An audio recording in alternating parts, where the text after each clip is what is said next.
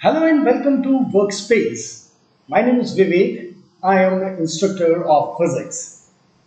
आज मैं आप लोगों के लिए एक बहुत ही इम्पोर्टेंट चीज इंट्रोड्यूस कर रहा हूं और वो है ये बुक जिसका नाम है problems in general physics bye आई ई इरोडो।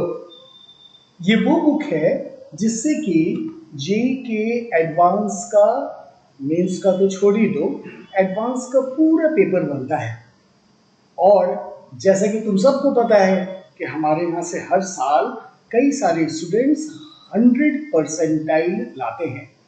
तो उनकी सफलता का जो राज है वो ये है जिसका नाम है इरोडो।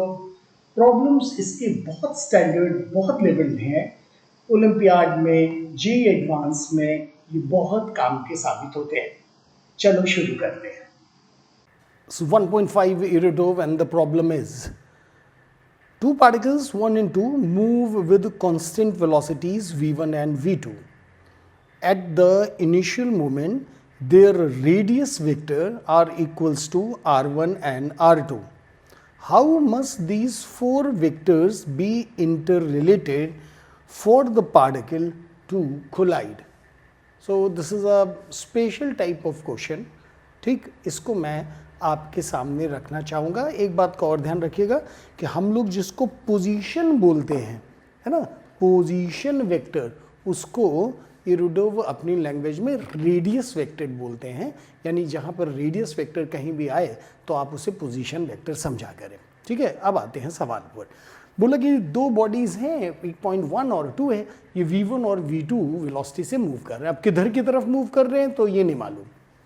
ठीक है, बस वही सबसे ज़्यादा सवाल में इंपॉर्टेंट फैक्टर है, की फैक्टर। अब ज़रा इसको कुछ फिगर्स की मदद से देखिए तो आपको एक्चुअली समझ में आएगा।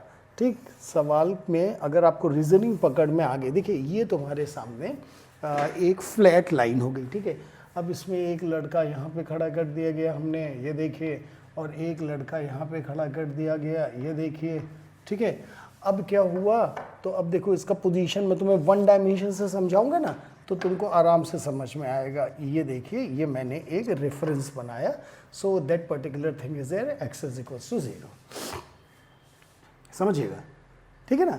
हाँ, अब दूसरा भी तुमको फिगर और बना दे रहा हूँ तो तुम्हें और अच्छे से पकड़ में आएगा कि हमने यहाँ से ये बनाया। ठीक है, अब यहाँ से एक लड़का ये बनाया, so that is there, this is the point. ठीक है, और दूसरा लड़का यहाँ से बनाया, ये देखिए। ठीक है, और फिर मैंने यहाँ पर रेफरेंस बना दिया। समझदारी डेवलप करिएगा तो फिर आपको काफ़ी ठीक रहेगा। ये देखिए x बराबर 0। अब अगर मैं आपसे ये कहूँ, ठीक, कि इस बॉडी की वेलोसिटी ऐसे करके है, दैट इज़ v1, और इसकी वेलोसिटी ऐसी है, सो दैट इज़ v2।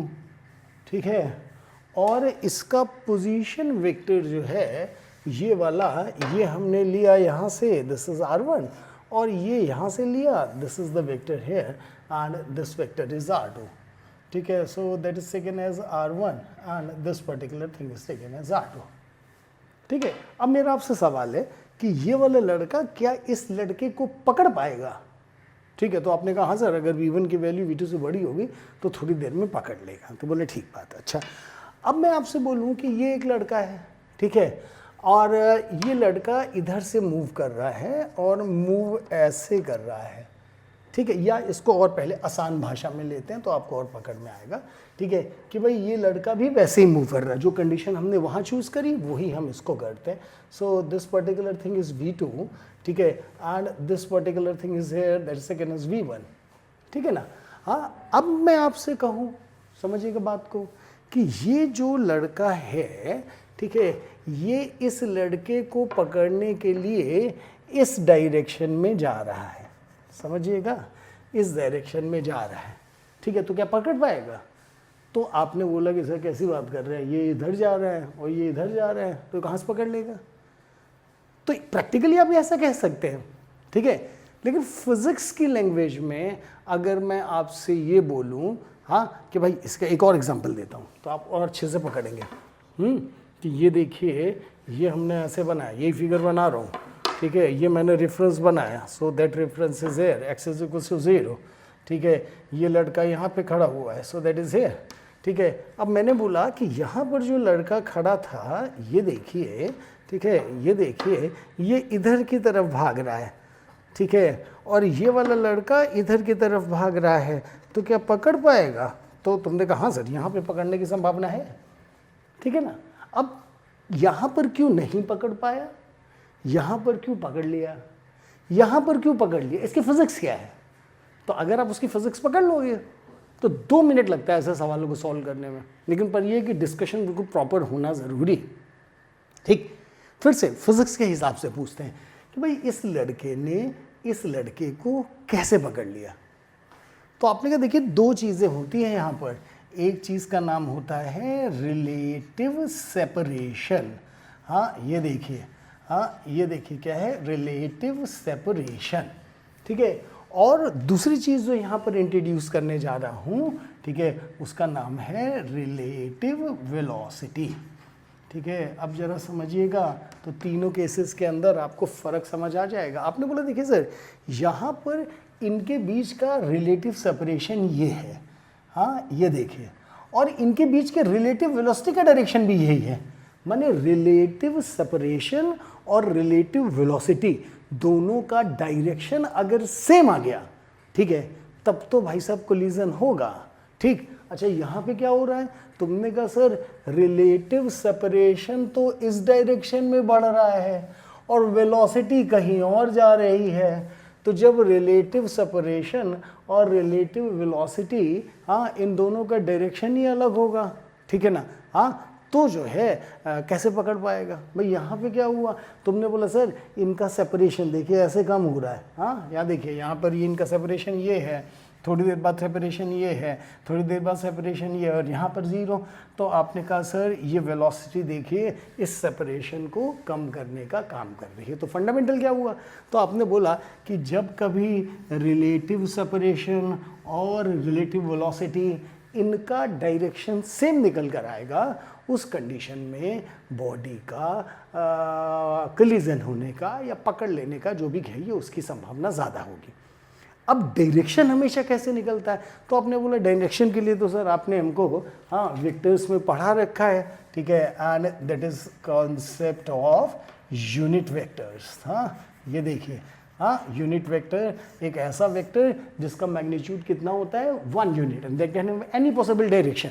तो अगर हम रिलेटिव सेपरेशन का यूनिट वेक्टर निकाल लें, ठीक है, और रिलेटिव वेलोसिटी का यूनिट वेक्टर निकाल लें, ठीक है, तो क्या होगा? तो आपने बोला दोनों की यूनिट तो एक होगी, लेकिन अगर दोनों का डायरेक्शन सेम हुआ माने वो वेक्टर बराबर हो गए, ठीक है, इसका मतलब कोलिजन ज़रूर होगा, ठीक है। अब मैं आपको इस सवाल में दोबारा ले जाता हूँ, ठीक है।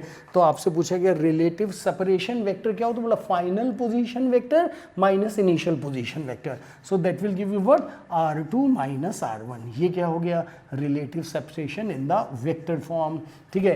हाँ ये क्या हो गया? Final velocity minus initial velocity, ये क्या हो गया? Relative velocity in the vector form. अब मैं आपसे कहूँगा कि इसका डायरेक्शन निकालो, तो आपका जवाब होगा इसके डायरेक्शन में यूनिट वेक्टर निकालो, तो आप ऐसे लिखेंगे, हाँ r2 minus of r1 divided by modulus of r2 minus r1।